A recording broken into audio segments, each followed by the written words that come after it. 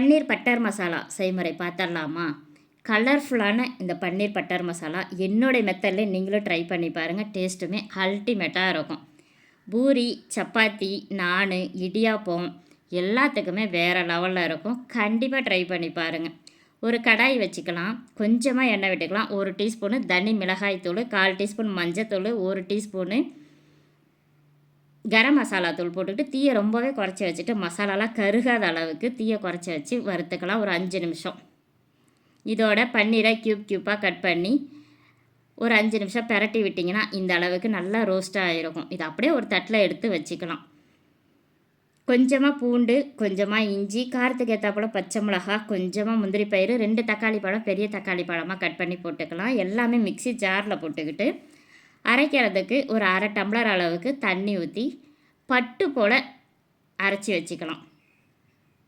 நம்ம பன்னீர் ரெடி பண்ணியிருக்கிற அதே கடாயில் இன்னும் கொஞ்சம் எண்ணெய் விட்டுக்கிட்டு பட்டரும் உங்களுக்கு தேவையான அளவுக்கு போட்டுக்கிட்டு பட்டர் நல்லா உருகினது பிறகு 2 ஏலக்காய், 2 கிராம்பு, ஒரு பட்டை போட்டுக்கிட்டு 2 வெங்காயம் நல்லா பொடியாக கட் பண்ணி போட்டுக்கலாம்.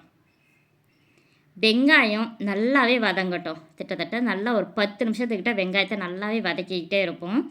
நல்லா ப்ரௌன் கலரில் மாறினதுக்கு பிறகு தான் நம்ம அடுத்த பொருளே போடணும். ஏன்னா நம்ம வெங்காயத்தில் தான் அந்த சேர்வை நல்லாவே கொடுக்கும். வெங்காயம் கண்ணுக்கே தெரியக்கூடாது. நல்லா வதங்கட்டும். 1 டீஸ்பூனு தனி மிளகாய்த்தூள், 1/4 டீஸ்பூன் மஞ்சத்தூள், 1 டீஸ்பூன் சிக்கன் மசாலா தூள் இந்த வெங்காயத்தோடய போட்டுக்கிட்டு ஒரு 10 நிமிஷம் நல்லாவே வதக்கி விட்டுக்கலாம். இதோட நம்ம அரைச்சி வச்சுருக்கிற விழுதியுமே இதோட ஊற்றிக்கலாம். 1 டம்ளர் அளவுக்கு மிக்ஸி ஜார்லேயே தண்ணியை ஊற்றி மிக்ஸி ஜாரை அலம்பி இதோடவே ஊற்றிக்கலாம். நல்லா கிண்டி விட்டுருவோம். தேவையான அளவுக்கு உப்பும் போட்டுக்கலாம். நைட்டே ஊற வச்சுருக்கிற பட்டாணியுமே நான் இதோட போட்டிருக்கேன். வேக வைக்காத அப்படியே தான் போட்டிருக்கேன். நம்ம இந்த மசாலாவோட தான் அந்த பட்டாணி நம்ம வேக வைக்க போகிறோம். தட்டை போட்டு மூடி வச்சுட்டு கிட்டத்தட்ட ஒரு 15 நிமிஷம் கொதிக்க விட்டிங்கன்னா பட்டாணி நல்லாவே வெந்துடும். இந்த ஸ்டேஜில் நம்ம ரெடி பண்ணி வச்சுருக்கிற பன்னீரை இதோடவே போட்டுக்கலாம். 2 கிண்டி விட்டுருவோம். இன்னும் கொஞ்சம் பட்டரையும் இதுக்கு மேலே போட்டுக்கலாம்.